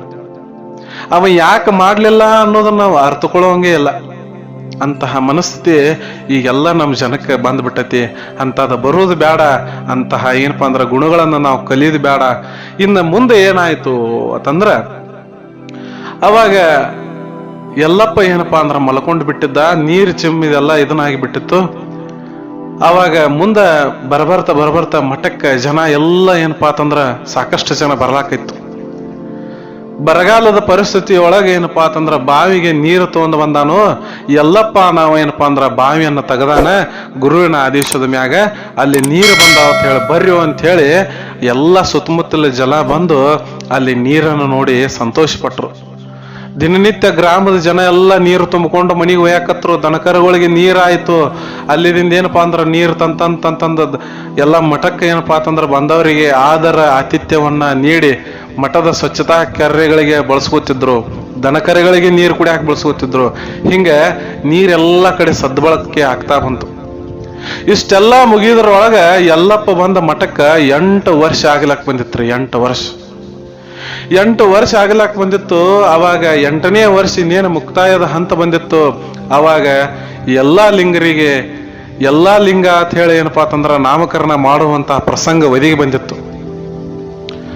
ಸಿದ್ಧಲಿಂಗ ಮಹಾರಾಜರು ಏನು ಮಾಡಿಬಿಟ್ರು ಅಂದ್ರೆ ಎಲ್ಲಪ್ಪನ ಕರೆದ, ಎಲ್ಲಪ್ಪ ನೀನು ಬಂದ 8 ವರ್ಷ ಆಗತ್ ಬಂತು, 8 ವರ್ಷ ಆಗತ್ ಬಂತು. ನಾನು ನಿನ್ನ ಪರೀಕ್ಷೆ ಮಾಡಿ ಮಾಡಿ ಮಾಡಿ ಮಾಡಿ ನೀ ಏನಪ್ಪಾ ಅಂತಂದ್ರ ಪರೀಕ್ಷೆ ಒಳಗ ಗೆದ್ದು ಬಿಟ್ಟಿಪ್ಪ. ಈಗ ನೀ ಯಾಕೆ ಬಂದಿದೀಯ ಅನ್ನೋದನ್ನ ಏನಪ್ಪಾ ಅಂತಂದ್ರ ನನಗೆಲ್ಲ ಗೊತ್ತಾಗೈತಿ. ನಾನ್ ನಿನಗೆ ದಿವ್ಯ ಜ್ಞಾನವನ್ನ ಕರುಣಿಸ್ತೇನೆ ಅಂತ ಹೇಳಿ ಸಿದ್ಧಲಿಂಗ ಮಹಾರಾಜರು ಎಲ್ಲಪ್ಪಗೆ ಏನಪ್ಪಾ ಅಂತಂದ್ರ ತಲೆ ಮ್ಯಾಗ ಕೈ ಇಟ್ಟು ಅವನ ಕಣ್ಣಲ್ಲಿ ಕಣ್ಣ ಇಟ್ಟ ಏನಪ್ಪಾ ಅಂತಂದ್ರ ಆ ಕಾಂತಿಯನ್ನ ಏನಪ್ಪಾ ಅಂತಂದ್ರ ಅವನ ಕಣ್ಣಿನೊಳಗೆ ಹಾಕ್ಲಿಕ್ಕತ್ರು. ಹಿಂಗ ಸಿದ್ಧಲಿಂಗ ಮಹಾರಾಜರು ತಮ್ಮ ಎಲ್ಲ ಶಕ್ತಿಯನ್ನ ಶಿಷ್ಯನಾದಂತಹ ಎಲ್ಲಪ್ಪಗ ಏನಪ್ಪಾ ಅಂತಂದ್ರ ನೀಡಿ ಎಲ್ಲರ ಅಪ್ಪನಾಗಿ ಬಿಟ್ಟಿ ಅಲ್ಲಪ್ಪ, ಎಲ್ಲಪ್ಪ ನೀನು ಎಲ್ಲ ಲಿಂಗ ನೋಡಪ್ಪ ನೀನು ಅಂತ ಹೇಳಿ ಹಾಡಿ ಹೊಗಳಿಬಿಟ್ರು. ಇದಾದ ಏನಪ್ಪಾ ಅಂತಂದ್ರೆ 8 ವರ್ಷದಿಂದ ಇನ್ನೂ 4 ವರ್ಷ, ಇನ್ನೂ 6 ವರ್ಷ ಅಂದ್ರ 14 ವರ್ಷಗಳ ಕಾಲ ಏನಪ್ಪಾ ಅಂತಂದ್ರ ಸುಮಾರು 14 ವರ್ಷ ತನ ಎಲ್ಲಾ ಲಿಂಗ ಮಹಾರಾಜರು ಕಮರಿ ಮಠಕ್ಕೆ ಏನಪ್ಪಾ ಅಂತಂದ್ರ ಅಲ್ಲೇ ತಮ್ಮ ಸೇವೆಯನ್ನ ಮಾಡ್ಕೊಂತ ಇರ್ತಾರ. ಮುಂದೆ 6 ವರ್ಷ ದೀಕ್ಷೆಯನ್ನ ಪಡ್ಕೊಂಡು 6 ವರ್ಷ ಅಲ್ಲೇ ಇದ್ದು ಗುರುವಿನ ಸಂಪೂರ್ಣವಾದಂತಹ ಜ್ಞಾನವನ್ನ ದಿನಾಲು ಪಡ್ಕೊಂತ ಬರ್ತಿದ್ರು. ಪಡ್ಕೊಂತ ಹೆಂಗಾಗಿಬಿಟ್ರು ಅಂತ ಅಂದ್ರೆ ಎಲ್ಲಾ ಲಿಂಗರು ಮುಟ್ಟಿದ್ದು ಎಲ್ಲ ಏನಪ್ಪಾ ಅಂತಂದ್ರೆ ಅದು ಸಿದ್ಧಿ ಆಗಬೇಕು, ಮಾತಿನಿಂದ ಸಿದ್ಧಿ ಆಗಬೇಕು, ನೋಟಿನಿಂದ ಸಿದ್ಧಿ ಆಗಬೇಕು. ಎಷ್ಟು ಸಿದ್ಧಿಗಳು ಅದಾವಲ್ಲ ಎಲ್ಲ ಸಿದ್ಧಿಗಳು ಏನಪ್ಪಾ ಅಂತಂದ್ರೆ ಅದೆಲ್ಲವುಗಳು ಆ ಎಲ್ಲಾ ಲಿಂಗರಿಗೆ ಏನಪ್ಪಾ ಅಂತಂದ್ರೆ ಒದಗಿಸಿಕೊಟ್ರು. ಇಷ್ಟಾದ ನಂತರ ಏನಪ್ಪಾ ಅಂತಂದ್ರೆ ಸಿದ್ಧಲಿಂಗ ಮಹಾರಾಜರು ಎಲ್ಲಾ ಲಿಂಗರಿಗೆ ಏನಂದ್ರ ಮಗು ಎಲ್ಲಪ್ಪ ನೀನು ಬಹಳ ಎತ್ತರಕ್ಕೆ ಏರ್ತಿ ನೋಡಪ್ಪ, ನೀ ಉಂಡ ಮನೆಯ ಏನಿರ್ತತಿ ಆ ಮನೆಯೊಳಗ ಅನ್ನಪೂರ್ಣೇಶ್ವರಿ ನೆಲೆಸ್ತಾಳ. ನೀನು ಹಿಡಿದ ಎಲ್ಲಾ ಕೆಲಸಗಳ ಏನಪ್ಪಾ ಅಂದ್ರ ಸಫಲ ಆಗ್ತಾವ, ಹಿಡಿದದ್ದೆಲ್ಲವೂ ಹೊಣ್ಣಾಗ್ತದ, ನುಡಿದದ್ದೆಲ್ಲ ನಡೆದು ಹೋಗ್ತದ. ಕಾಡು ನಾಡಾಗಿ ಸ್ಮಶಾನವು ಶಿವಾಲಯ ಆಗ್ತೈತು. ನೀ ಅಂಜದಿರು, ಹಿಂಜರಿಯದಿರು, ನಡೆದರೆ ನಿನ್ನ ಜೊತೆ ಊರು ಬರ್ತೈತಿ, ದುಡಿದರೆ ನಿನಗೆ ಫಲ ಸಿಗತೈತಿ. ದುಡಿದು ಪಡಿಬೇಕು ಎಲ್ಲಪ್ಪ, ದುಡಿದು ಪಡೆಯಬೇಕು. ಪಡೆದದ್ದನ್ನ ಲೋಕ ಕಲ್ಯಾಣಕ್ಕಾಗಿ ಮೀಸಲಿಡಬೇಕು. ಆಂತರಿಕವಾಗಿ ಹಾಗೂ ಅಖಂಡವಾಗಿ ಗುರು ನಾಮಸ್ಮರಣೆ ನಡೆಯಲಿ. ನಡೆಯುವಾಗ, ನುಡಿಯುವಾಗ, ನಿಂತಲ್ಲಿ ಕುಂತಲ್ಲಿ, ಕೂಡಿಕೊಳ್ಳುವಾಗ, ಕಾರ್ಯತತ್ಪರನಾದಾಗ ಉಪದೇಶಿತ ಮಹಾವಾಕ್ಯದ ಪಠನ ನಿನ್ನಲ್ಲಿ ನಡೀತಿರ್ಲಿ ಅಂತ ಹೇಳಿ ಸಿದ್ಧಲಿಂಗ ಮಹಾರಾಜರು ಎಲ್ಲಾ ಲಿಂಗನ ತಲೆ ಮ್ಯಾಗ ಕೈ ಇಟ್ಟು ಆಶೀರ್ವಾದ ಮಾಡ್ರು. ಇನ್ನಿಷ್ಟೆಲ್ಲ ಆಶೀರ್ವಾದ ಆಯ್ತು. ಸುಮಾರು 16 ವರ್ಷಗಳ ಕಳೆದು ಹೋಯ್ತು. ಸಿದ್ಧಲಿಂಗ ಮಹಾರಾಜರು ಒಂದು ದಿವಸ ಯಲ್ಲಪ್ಪಗ ಕರೆದ್ರು, ಯಲ್ಲಪ್ಪ ಬಾಪ, ಇನ್ನ ನಿನ್ನ ಕೆಲಸ ನಿನ್ನ ಲೋಕ ಕಲ್ಯಾಣಕ್ಕಾಗಿ ನೀನು ಹೊರಡಬೇಕಾಗ್ತೈತಿಪ್ಪ ಅಂತ ಹೇಳಿ ಅಂದಾಗ ಯಲ್ಲಪ್ಪಗ ಬರಸಿಡಿಲ್ಲ ಬಡದಂಗಾಯ್ತು. ಯಪ್ಪ ನಿನ್ನ ಬಿಟ್ಟ ನಾ ಹೆಂಗ್ ಹೋಗ್ಬೇಕು, ನನಗೆ ಹೋಗಕ್ ಆಗುದಿಲ್ಲಪ್ಪ. ನಾನ್ ಇದ್ರ ನಾ ಸತ್ರ ನಿನ್ನ ಜೋಡಿನ ಇರಾವ, ನಿನ್ನ ಬಿಟ್ಟ ನಾ ಎಲ್ಲಿ ಹೋಗುದಿಲ್ಲ ಅಂತೇಳಿ ಹಠ ಮಾಡ್ಲಿಕ್ಕತ್ತ ಯಲ್ಲಪ್ಪ. ಅವಾಗ ಗುರು ಏನಂದ, ನೀನು ಇಲ್ಲಿರುವುದು ನನಗೂ ಏನಪ್ಪಾ ಅಂತಂದ್ರ ಅದು ಇಷ್ಟನೇ, ಆದ್ರ ಗುರುವಿನ ಕೆಲಸ ಶಿಷ್ಯನು ನೀನು ಏನಪ್ಪಾ ಅಂತಂದ್ರ ಗುರುವಾಗಿ ಬ್ಯಾರೆ ಕಡೆ ಹೋಗಬೇಕಾಗೈತಿ. ಜನರ ಕಷ್ಟ ನಷ್ಟಗಳನ್ನೆಲ್ಲ ಪರಿಹರಿಸಬೇಕಾಗೈತಿ.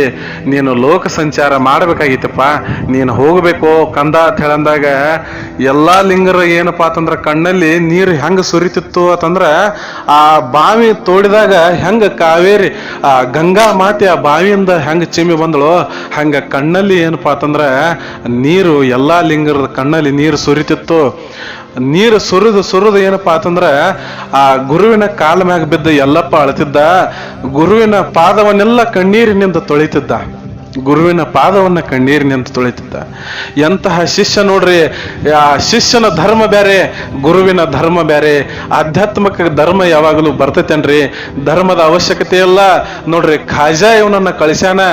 ಎಲ್ಲಾ ಲಿಂಗ ಏನಪ್ಪಾ ಅಂದ್ರ ಕುರುಬ್ರಾಮ ಅದಾನ, ಆ ಸಿದ್ಧಲಿಂಗ ಏನಪ್ಪಾ ಅಂದ್ರ ವಿಶ್ವಕರ್ಮ ಬ್ರಾಹ್ಮಣ ಅದಾನ. ಯಾರಿಗೆ ಏನಪ್ಪಾ ಅಂದ್ರ ಸಂಬಂಧ ರೀ? ಯಾರಿಗೆ ಯಾರ ಸಂಬಂಧ? ಯಾರ್ಯಾರ್ದೋ ಧರ್ಮ, ಯಾರ್ಯಾರ್ದೋ ಜಾತಿ ಅಂತ ನಾವು ಹೇಳ್ಕೊಂತ ಅಡ್ಡಾಡ್ತೀವೋ, ನಿಜವಾಗ್ಲೂ ಭೂಮಿ ಮ್ಯಾಗ ಇರೋದು ಒಂದೇ ಒಂದು ಧರ್ಮ, ಅದು ಮಾನವ ಧರ್ಮ. ಮಾನವ ಧರ್ಮ. ಇಂತಹ ಈ ಮಾನವ ಧರ್ಮದ ಉದ್ಧಾರಕ್ಕಾಗಿ ಗುರು ಮತ್ತು ಶಿಷ್ಯರು ಇಬ್ರು ಪಣ ತೊಟ್ರು.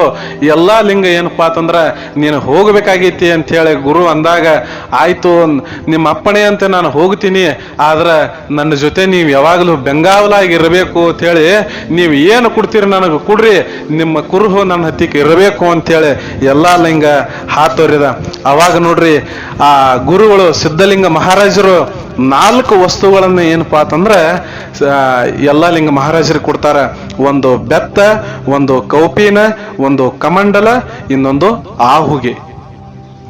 ನೋಡ್ರಿ ಬೆತ್ತವನ್ನ ಯಾಕೆ ಕೊಟ್ರು ಅಂತಂದ್ರ ಆಶೆ, ಮೋಸ, ರೋಷ, ದ್ವೇಷ, ದ್ರೋಹ, ಕೋಪ, ತಾಪಗಳೆಂಬ ನಾಯಿಗಳು ನಿನ್ನ ಕಡಿಯಲು ಬಂದಾಗ ಅವುಗಳನ್ನ ಹೊಡೆದಟ್ಟುವುದಕ್ಕಾಗಿ, ಹಾಗೂ ಮನಸ್ಸೆಂಬ ಹಾವು ಹರಿಯ ಬಂದಾಗ ಅದನ್ನು ಬಡಿಯುವುದಕ್ಕಾಗಿ ನಿನಗೆ ಬೆತ್ತ ಬೇಕಾ ಎಲ್ಲ ಲಿಂಗ?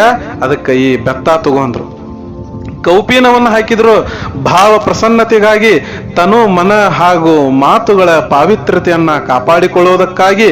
ಕಾವ್ಯ ವಸನ ವಿಶೇಷವೆಂದು ಕೌಪೀನವನ್ನ ಏನಪ್ಪಾ ಅಂತಂದ್ರ ಅವನ ಹೆಗಲ ಮ್ಯಾಗ ಹಾಕಿಬಿಟ್ರು ಗುರುಗಳು.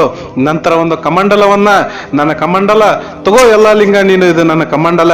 ಯಾಕಂದ್ರ ಗುರು ನಾಮಸ್ಮರಣೆ, ಉಪದೇಶಿತ ಮಹಾಮಂತ್ರದ ಪಠಣ, ಕರುಣೆ, ದಯೆ, ಅನುಕಂಪದ ಜಲವನ್ನ ತುಂಬಿಕೊಂಡು ಆಗೀಗ ಪಾನ ಮಾಡುತ್ತಿರಲೆಂದು ಏನಪ್ಪಾ ಅಂತಂದ್ರ ಈ ಕಮಂಡಲವನ್ನ ನಿನಗೆ ಕೊಡ್ತಾ ಇದ್ದೇನೆ, ಈ ಕಮಂಡಲವನ್ನ ತಗೋ.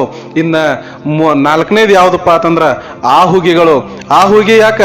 ಕಾಮ ಕ್ರೋಧ ಲೋಭ ಮೋಹ ಮದ ಮತ್ಸರವೆಂಬ ಅರಿಗಳಾರರ ಮುಳ್ಳು, ಅಹಂಕಾರ ಮಮಕಾರಗಳ ಮುಳ್ಳು, ಡಂಬಾಚಾರ ಕುಹತ್ವಗಳ ಮುಳ್ಳುಗಳು ನಟ್ಟ ನಿನ್ನ ಪಾದಗಳ ನೋಯಬಾರದು. ಅಂತಹ ನಿನ್ನ ಪಾದಗಳನ್ನು ನೋಯಬಾರದು. ಅದಕ್ಕಾಗಿ ಇವುಗಳನ್ನ ತಗೋ, ಇವುಗಳನ್ನ ನೀನು ಮೆಟ್ಟು. ಚರ್ಮವು ಏನಪ್ಪಾ ಅಂತಂದ್ರ ಸನ್ಯಾಸಿಗೆ ಅಲ್ಲ, ಚರ್ಮದ ಏನಪ್ಪಾ ಅಂದ್ರೆ ಚಪ್ಪಲಿಗಳು ಹಿಂಸಾತ್ಮಕವಾಗಿ ಬಂದದ್ದು. ಅದಕ್ಕೆ ಅವು ನಿನಗೆ ಬೇಡ. ನೀನು ಈ ಆವುಹುಗಿಗಳನ್ನು ಹಾಕೊಂಡು ನೀನು ಏನಪ್ಪಾ ಅಂತಂದ್ರ ಲೋಕ ಕಲ್ಯಾಣಕ್ಕಾಗಿ ಹೊರಡು ಅಂತೇಳಿ ಏನಪ್ಪಾ ಅಂತಂದ್ರ ಗುರುಗಳು ಎಲ್ಲಾ ಲಿಂಗರಿಗೆ ಏನಪ್ಪಾ ಅಂತಂದ್ರ ಆದೇಶ ಮಾಡ್ರು. ಇಷ್ಟೆಲ್ಲ ತಗೊಂಡ ಎಲ್ಲಾ ಲಿಂಗ ಸುಮ್ಮ ಹೋಗ್ಲಿಲ್ಲ. ಗುರು, ನೀನು ಯಾವಾಗಲೂ ನನ್ನ ಜೊತೆ ಇರ್ತನಂತ ಅಂದಿದ್ದಿ, ನನ್ನ ಜೊತೆ ಹೆಂಗಿರ್ತಿ? ಈ 4 ವಸ್ತುಗಳಷ್ಟ ನನ್ನ ಜೊತೆ ಬಂತು, ನೀ ಯಾವಾಗ ನನ್ನ ಜೊತೆ ಬರವ? ನನ್ನ ಜೊತೆ ನೀ ಇರ್ಬೇಕು ಅಂತಂದಾಗ ಅವಾಗ ಸಿದ್ಧಲಿಂಗ ಮಹಾರಾಜರಂದ್ರು, ಈ ಜನ್ಮವನ್ನ ನಾನು ಇಲ್ಲೇ ಏನಪ್ಪಾ ಅಂದ್ರ ಮುಗಿಸಿದ ನಂತರ ಮುಂದಿನ ಜನ್ಮದಲ್ಲಿ ನಾನು ಮತ್ತೆ ಹುಟ್ಟಿ ನಿನ್ನ ಶಿಷ್ಯನಾಗಿ ನಾನು ಬಂದ ನಿನ್ನ ಸೇರ್ತನಂತ ಹೇಳಿ ಸಿದ್ಧಲಿಂಗ ಮಹಾರಾಜರು ಆ ಎಲ್ಲಾ ಲಿಂಗ ಮಹಾರಾಜರಿಗೆ ಹೇಳಿಬಿಟ್ರು. ನೋಡ್ರಿ ಎಂತಹ ಗುರು ಶಿಷ್ಯರ ಸಂಬಂಧ, ನೋಡ್ರಿ ಇದು ಎಂತಹ ಗುರು ಶಿಷ್ಯರ ಸಂಬಂಧ. ಅಲ್ಲಿದಿಂದ ಬಂದಂತಹ ಎಲ್ಲಾ ಲಿಂಗರು ಸ್ಮಶಾನವಾದಂತಹ ಆ ಪ್ರದೇಶವನ್ನ ಸ್ವರ್ಗವನ್ನಾಗಿ ಮಾಡ್ಯಾರ. ಮುಗುಳು ಕೋಡದೊಳಗೆ ಸ್ವರ್ಗ ಬಂದು ನಿಂತೈತಿ. ಮುಗುಳು ಕೋಡದೊಳಗೆ ಸ್ವರ್ಗ ಬಂದು ನಿಂತೈತಿ. ಬರ್ರಿಪಾ ಒಮ್ಮೆ ಮುಗುಳು ಕೋಡಕ ಬಂದ ಎಲ್ಲಾ ಲಿಂಗರ ದರ್ಶನವನ್ನ ನೀವು ತಗೊಂಡು ಹೋದ್ರಂದ್ರೆ ಸ್ವರ್ಗವನ್ನ ಬ್ಯಾರೆ ಕಡೆ ಎಲ್ಲಿ ನೋಡ್ತಿರೋ ಮುಗುಳು ಕೋಡದಾಗ ಬಂದ ನೋಡ್ರಿ. ಇಂತಹ ಘಟನೆಗಳನ್ನ ಏನಪ್ಪಾ ಅಂತಂದ್ರ ಮ್ಯಾಗಿಂದ ಮ್ಯಾಗ ಏನಪ್ಪಾ ಅಂತಂದ್ರ ಕೇಳುತ್ತ ಬರ್ರಿ. ನನಗೆ ಹೇಳುವಂತ ಅವಕಾಶ ಕೊಟ್ಟಂತಹ ಆ ಪರಮಾತ್ಮಗೆ ನಾನು ಕೋಟಿ ನಮಸ್ಕಾರವನ್ನ ಮಾಡ್ರೂ ಕಡಿಮದ. ಇಂತಹ ಅವಕಾಶ ನನಗೆ ಮ್ಯಾಗಿಂದ ಮ್ಯಾಗ ಸಿಗಲಿ. ಮತ್ತೊಂದು ವಿಶೇಷವಾದಂತಹ ನಿಮಗೆ ಜೀವನ ಚರಿತ್ರೆಯನ್ನ, ಗುರುವಿನ ಚರಿತ್ರೆಯನ್ನ ಹೇಳೋದ್ರ ಜೊತೆಗೆ ಮತ್ತೆ ನಿಮ್ಮ ಮುಂದೆ ನಾನು ಬರ್ತೀನಿ. ಅಲ್ಲಿಯವರೆಗೂ ಸರ್ವೇ ಜನ ಸುಖಿನೋ ಭವಂತು, ಸಕಲ ಸನ್ಮಂಗಳಾನಿ ಭವಂತು. ನಮಸ್ಕಾರ. ನಮ್ಮ ಚಾನಲ್ ಸಬ್ಸ್ಕ್ರೈಬ್ ಮಾಡಿ, ಬೆಲ್ ಗುರುತಿನ ಬಟನ್ ಒತ್ತಿರಿ. ಅದರಿಂದ ನಿಮಗೆ ನಮ್ಮ ಮುಂದಿನ ವಿಡಿಯೋಗಳ ಬಗ್ಗೆ ಮಾಹಿತಿ ಸಿಗುತ್ತದೆ. ನಮ್ಮ ಈ ವಿಡಿಯೋ ನಿಮಗೆ ಮೆಚ್ಚುಗೆಯಾಗಿದ್ದರೆ ಲೈಕ್, ಶೇರ್, ಕಾಮೆಂಟ್ಸ್ ಮಾಡಲು ಮರೆಯದಿರಿ.